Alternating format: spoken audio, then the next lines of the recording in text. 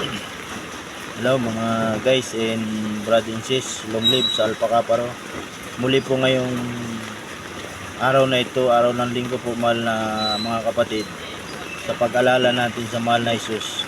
Sana hindi po nawaksi sa inyong kaisipan ang pag-alala sa mahal na Panginoong Jesus. Ako po yung nag-invite sa inyo mga kapatid at gusto ko pong samahan po ninyo ako sa panalangin po ngayong araw na ito mahal na mga kapatid at sis and brad, at lalo na po sa OR company community. Kayo po lahat dyan ay gusto ko pong ipanalangin na lahat po tayo ay umunlad mga kapatid. Bagamat humingi po ako ng kaunting tulong sa inyo na palakasin natin ang pananampalataya natin sa mahal na Jesucristo nating nasa langit. Ipag-pray po natin ang mga magulang at mga mahal natin sa buhay at ang ating mga asawa mga kapatid. Pikit muna po natin ang ating mga mata at mag-pray po tayo ng saglit kahit po ako nandito sa pilahan at malakas ang ulan.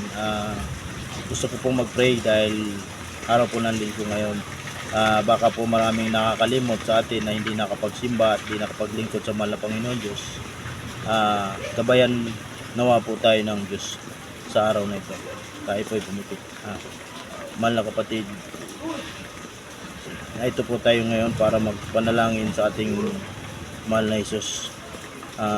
Panginoon amang nasa langit, gabayan niyo po ngayon sa umagang ito, araw ng linggo Panginoon. Bagamat po malayo man po sa tabi namin ang aming mga mahal sa buhay, lalo na po ang aming magulang at asawa at mga kapatid at mga anak Panginoon. Naway gabayan niyo po sila Panginoon na hindi po sila magkasala at magkamali sa kanilang mga ginagawa sa araw-araw. Gabayan niyo po sila sa mga kanya-kanyang trabaho nila at pag-ieskwela nila Panginoon, at sa kanila pong pamumuhay Panginoon. Gabayan niyo po sila aking Ama, at lalong-lalo na po ang mga nanay na naghihirap po sa kanilang mga anak sa pag-aalaga sa araw-araw at sa kanyang asawa Panginoon. Gabayan niyo po sila bilang magulang sa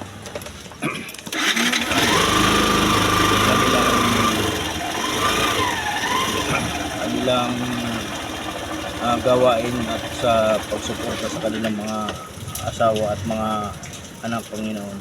Naway gabayan po ninyo lahat ang mga tao dito sa mundo ninyong nilikha Panginoon, na naway kayo ang manahan sa kanilang mga kaisipan at puso at isipan Panginoon. Bagamat po nahihirapan ako Panginoon na ipaalam sa mga tao ang paggawa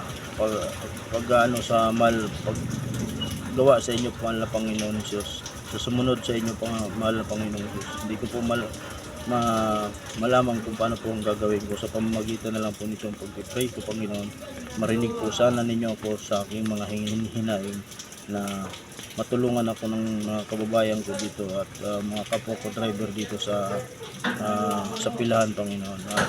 Panalangin din po nila ang kanyang mga pamilya at pabalikin niyo po sila sa kanilang mga kalooban sa inyo mahal na Panginoon. Naway maintindihan po ninyo ako sa aking mga sala at sa aking mga nagagawa. Kayo po ang Diyos ng aking sa langit na tanging sasambahin lamang, wala pong iba Panginoon. Sa ngalan ni Jesus, Amen.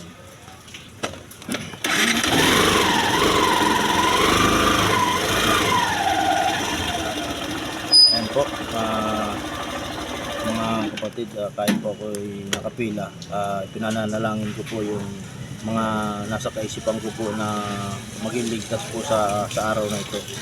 Maraming salamat po sa pagpapalakas ninyo sa aking kahilingan na palakasin po natin ang pananampalataya sa Panginoong Jesus. Maraming salamat po brother and sis.